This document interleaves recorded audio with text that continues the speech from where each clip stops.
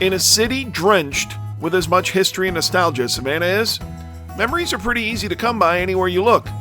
If you pull back the first few layers on the stuff that's been here for a while, you are bound to find a buried treasure. Of course, we aren't talking riches or material things, we're talking experiences. We're talking good times and a lifetime of good cheer. That's where Walter David Boone picks up this story. Going back to about 1982, maybe a little bit before that, little odd jobs helping out. I remember mowing the grass out back here for $5 when the grass was 3 feet high, and I thought that was a good payday until I did it. The yard he's referring to is right back out here, behind this nearly 100-year-old building in Thunderbolt, Georgia. Most recently, it was a restaurant, but it wasn't always. This was originally Walton Seafood, and it was just a little market. They sold fresh fish, shrimp, crabs, whatever they caught right here, and I mean right here. They were related to the Paris family, and the Parises had a restaurant right next door. Eventually, the two ideas became one. In 1965, this restaurant was purchased by Carlo Desposito. The locals will tell you at that point, a legend was born. And my stepfather, Carlo Desposito, bought it from them in 1965, thereabouts. And then him and my mother got together in around 1968. I remember bits and pieces. Carlo wasn't much of one to have children underfoot. So it was a rare occasion that we were allowed to be down here. And it was not really, but kind of like a seedy type reputation, you know, one of those places, you know, back in the way. So it wasn't mainstream. Oh, but it was popular. Back in the 70s, David will tell you Sundays were racing day around here. The room would fill with locals here to watch the race. Other nights, families were filling this place up with what was regarded as some of the best seafood you could find in Chatham County, even if it was absolutely the city's smallest menu. It's hard to imagine a menu that was as small as the one that was here when I first got here. They had boiled shrimp, boiled crabs during the season, oysters in season. You had potato chips in the bag. You had pickled eggs, Slim Jims, beer in the can, and Cokes in the can. There was nothing fried here at Desposito's. It was raw or steamed. Shrimp, crab, or oysters. A few other things here and there, but you get the picture. No frills, but done well. Very, very well. In the mid-90s, David took over, and he believes that's when everything around here exploded.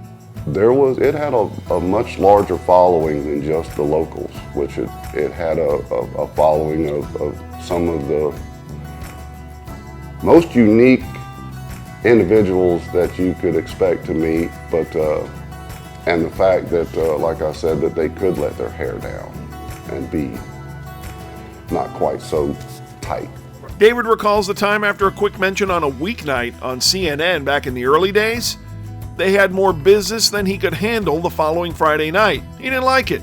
He just wanted to be consistent with his seafood, and doing too much would not only affect that, but take away from the building's very unique charm. It was the kind of place where it wasn't at all uncommon to see celebrities in here. You know, the big names. And I had come out to weigh up and order a shrimp, and Bobby was standing there with Timothy Dalton, and he's saying, "David, this is James Bond." And I said, "Well, it's nice to meet you." It's like, "Well, don't you understand? This is Timothy Dalton. He's the new James Bond." I said, "Yeah, it's good to see you. I got to go." And it wasn't till later that it kind of hit me that, you know, that was right in front of me and I was gone. But the night that if I was going to say I ever got starstruck was Michael Douglas and Catherine Zeta-Jones. And I have to say I was a little whoa at that moment, because I've always adored her, and all the celebrities that have been here, they actually turned out to be the most personable and polite, and really added a new layer of how I felt about celebrities and how they could be. Starstruck? Maybe a little, but the focus was always on their customers, who for 50 or so years appreciated every little thing about this place you could imagine. Over the years, we tried to stay true to the essence of that. And through all the people that said, you should do fried foods, or you should, expand in this and do that. And they told me I was crazy to just stick with that. And I proved them all wrong, and I feel pretty good about that. He did. And last year, during the COVID shutdown, he decided it was time to let go. Desposito's never reopened, and the entire property was sold. And somewhere in there, I kind of lost my umph. My mother passed away last year, and she was a very big part of my life. And with her passing, it kind of took my purpose out of being here. That is understandable, but the good news is Desposito's is getting a tiny, tiny makeover. The new owner is going to expand the kitchen a little bit, add some outdoor seating, and leave the menu largely as it was. Some additions, of course, but the fine line between what Desposito's has been in this community and what it could become is something they are very aware of.